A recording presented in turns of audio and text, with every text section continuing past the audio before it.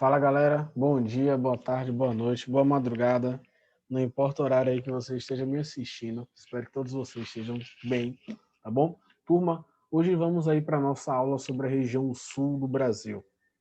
A aula ela vai ser dividida em duas, tá bom? A primeira parte, vamos falar aí sobre os aspectos humanos, tá bom?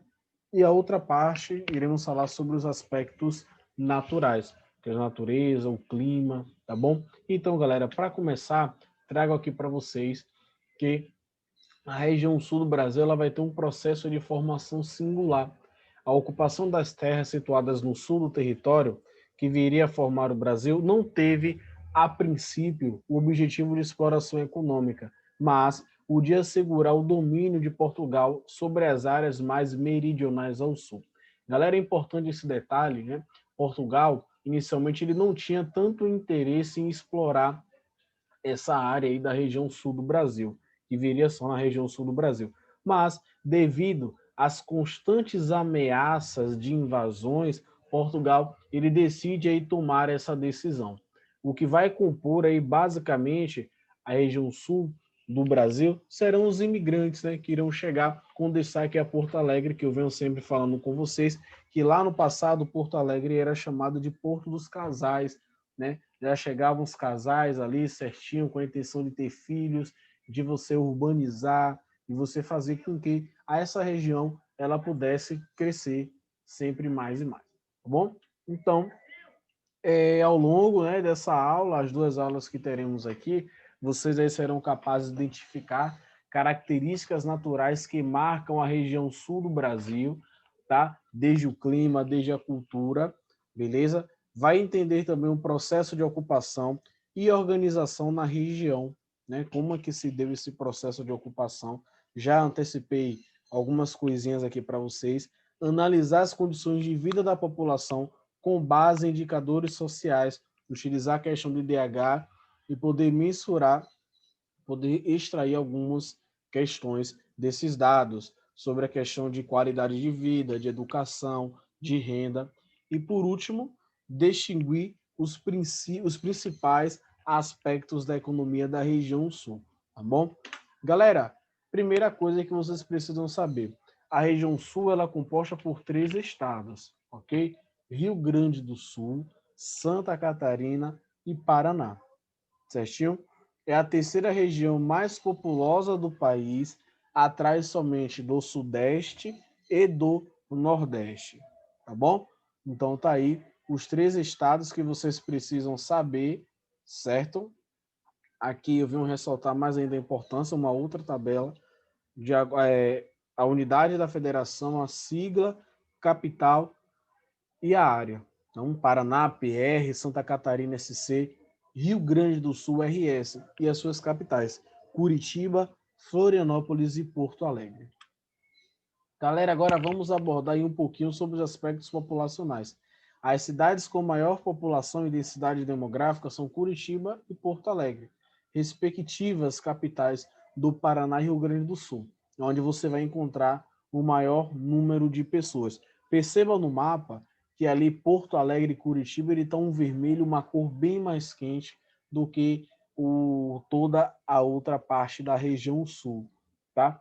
Em Santa Catarina, a cidade de Joinville tem a população e PIB maiores que as capitais do estado, Florianópolis, assim como nas outras regiões do país, a população da região sul é predominantemente urbana. Tá certo, galera? Deixa eu passar aqui. E agora começamos a falar sobre a migração, sobre a imigração, tá bom? Galera, voltando aqui à questão de Joinville, né, que estávamos aí abordando nesse slide anterior, do PIB, que é maior do que Santa Catarina, né? A gente tem que destacar aqui que o PIB de Joinville cresceu aí cerca de 13%, tá bom? Se comparado aí nos anos anteriores. A gente temos um destaque aqui para algumas cidades, para algumas economias de Santa Catarina, que vai ser Joinville o primeiro, Itajaí segundo, Florianópolis, que é a capital, vai vir em terceiro, tá certo?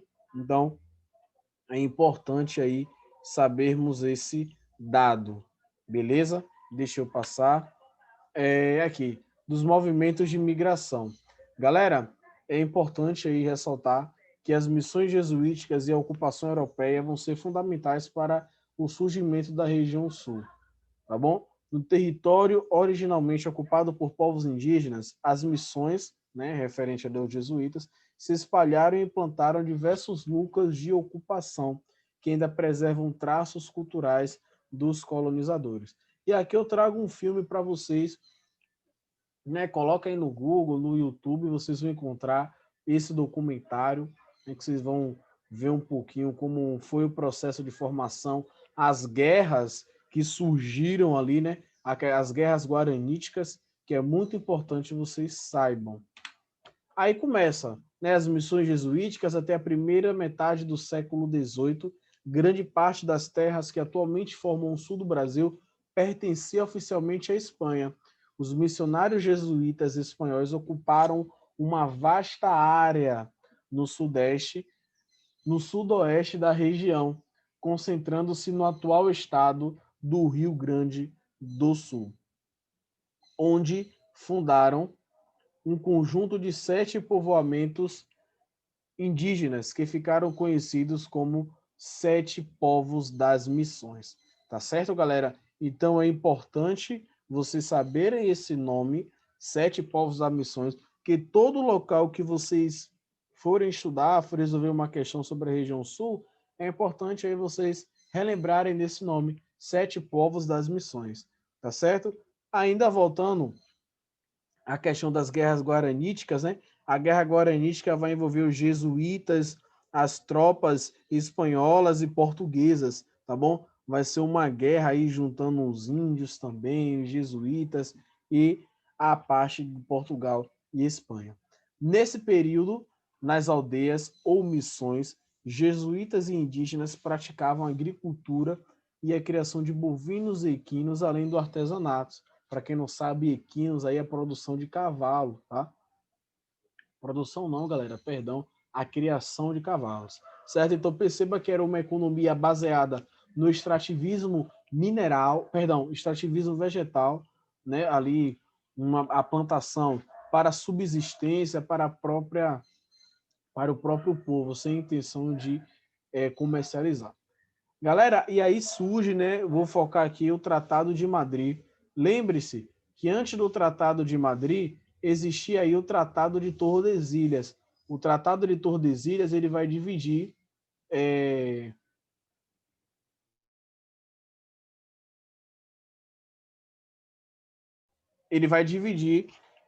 o Brasil em duas partes, né?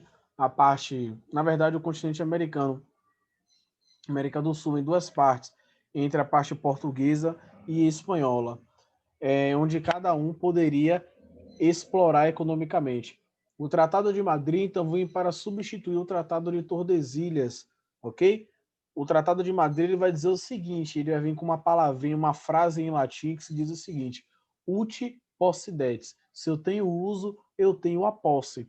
O lado que Portugal acabou invadindo da Espanha, a Espanha não vinha utilizando, não vinha explorando economicamente. Então Portugal invade e cria um novo tratado, certo? Que vai ser o Tratado de Madrid. Então o Tratado de Madrid ele vem substituir o Tratado de Tordesilhas com a seguinte frase: Uti possidetis.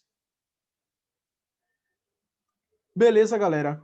Olha aí algumas ruínas, né? A questão da arquitetura daquela época. Perceba aí também as missões no mapa ao lado, como eram as missões, 7 povos das missões, tá bom? Onde os jesuítas trabalhavam sobre essa questão, esse aspecto. Deixa eu passar. Perceba que ao longo tinham mais de 7, não é? Mas na região sul eram 7 povos. E aqui chegamos a uma figura muito importante que eram os tropeiros. Galera, voltando àquela questão de formação territorial, falar em tropeiros é a mesma coisa de falar de desenvolvimento da região sul. Desenvolvimento não, galera, perdão. Formação da região sul, tá bom? O gado foi um elemento importante no processo de ocupação das terras do sul. Além de fornecer carne, leite e couro para as populações locais e de outras áreas, o comércio do rebanho era fonte de renda para os tropeiros. Tropeiros são esse rapazinho aqui da imagem ao lado. Agora vamos ver o que é que significa tropeiro. Tropeiro, condutor de tropa, arrieiro ou bruaqueiro é a designação dada aos condutores de tropas ou comitivas de muares. Muares, galera, para quem não sabe, é mula, tá bom? E cavalos, entre as regiões de produção e centros consumidores do Brasil. A partir do século XVII, mais ao sul do Brasil, também conhecido como carreteiros, devido aí às carretas aos quais trabalhavam. Galera, esse rapaz aí, esse grupo de pessoas, eles andavam aí desde o Rio Grande do Sul até São Paulo. Olha aí o mapa agora. Veja de onde eles saíam para o seu destino, né? Comercializando, por ora vendia escravos, ora vendia ali ferramentas, utensílios de metais, ora vendia também instrumentos, tá? De percussão, importante ressaltar. Vendiam carne, a carne de boi, o feijão tropeiro, por exemplo, é uma criação deles, né, dos tropeiros. Então perceba aí o caminho. Falou em pecuária, em criação de gado, lembra sempre da região sul, tá? E os tropeiros também da região sul. E aí, galera, deixa eu continuar aqui. Antes da estrada de ferro, né? Falando aí da questão das ferrovias, e muito antes dos caminhões, o comércio de mercadorias era feito por tropeiros nas regiões onde não havia alternativa de navegação marítima ou fluvial para sua distribuição. As regiões interioranas, ou seja, distantes do litoral, dependeram durante muito tempo desse meio de transporte por mulas. Desde o fim do século XVII, as lavras mineiras, por exemplo, exigiram a formação de grupos de mercadores no comércio interiorano, inicialmente chamadas de homens do caminho, tratantes ou viandantes. Os tropeiros passaram a ser fundamentais no comércio de escravos, alimentos e ferramentas. Galera, voltando aí àquela questão das guerras guaraníticas, quando acontecia ali as guerras e as pessoas morriam, os gados, os cavalos, as mulas também ficavam ali sem dono. Então os tropeiros iam, coletaram, né, capturavam esse gado, esses animais e utilizavam para vender, certo? Escravos, a questão dos alimentos também que eles encontravam, eles vendiam, utilizavam para o processo de comercialização. Ok? Deixa eu passar. Olha aí, tá bom? Longe de serem comercializantes especializados, os tropeiros compravam e vendiam quase tudo, né? Até instrumento musical, essa galera aí comercializava. Beleza? Aí uma imagem aí sobre a questão da vila que eles passavam, eles construíam, né? Perceba aí a questão da igreja, o constante movimento, o ir e vir das tropas, não só viabilizou o comércio, como também se tornou elemento chave na reprodução econômica do tropeirismo. Os tropeiros transportavam uma grande variedade de mercadoria, açúcar, aguardente, que hoje chamamos de cachaça, vinagre, vinho, azeite, bacalhau, peixe, queijo, manteiga, biscoito, passas, noz, farinha, gengibre, sabão, fruta seca, chouriço, salame, tecido, alfaias, marmeladas, coco, carne seca, algodão, sal vidro para a janela. Então, galera, perceba que eles eram aí bem diversificados na sua questão econômica. O importante era ganhar um dinheiro, o importante era sobreviver.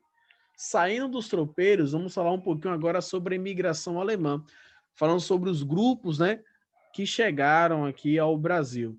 Beleza? Destaco a imagem que no ano de 2020, né, completam-se 196 anos da imigração alemã. No século XIX, grupos de imigrantes provenientes da Europa se fixaram na região sul. Nesse período, a primeira corrente migratória foi constituída de alemães, que se estabeleceram em diversas localidades, entre elas São Leopoldo, no Rio Grande do Sul, e Rio Negro, no Paraná, Mafra, em São Pedro de Alcântara, em Santa Catarina. Entre 1850 e 1860, os imigrantes alemães fundaram cidades no estado de Santa Catarina, Blumenau, Brusque e Pomerode. Tá bom, galera? Lembrando que também, na época aí da Segunda Guerra Mundial, a imigração alemã ela vai ser muito forte mesmo, tá? Principalmente quando Hitler, né, ele acaba perdendo força aí, vai perdendo força, os alemães acabam migrando para o Brasil. Isso em 1945, tá certo? Tinha um projeto da região sul de transformar a região branca, né? Deixar aí boa parte da população ser constituído de brancos. Comentei com vocês também nas aulas a questão da Argentina, que a Argentina ela conseguiu realizar esse processo de embranquecimento, né? Quando eles colocaram todos os negros, boa parte dos negros aí na linha de frente, certo? Na questão das batalhas. Beleza, galera? Até aqui, belezinha, já falamos aí sobre essa questão do primeiro grupo aí da migração alemã. Olha aí algumas imagens sobre o que os alemães constituíram, né? Padaria, Blumenau, uma cidade. E agora chegamos na imigração italiana, tá certo?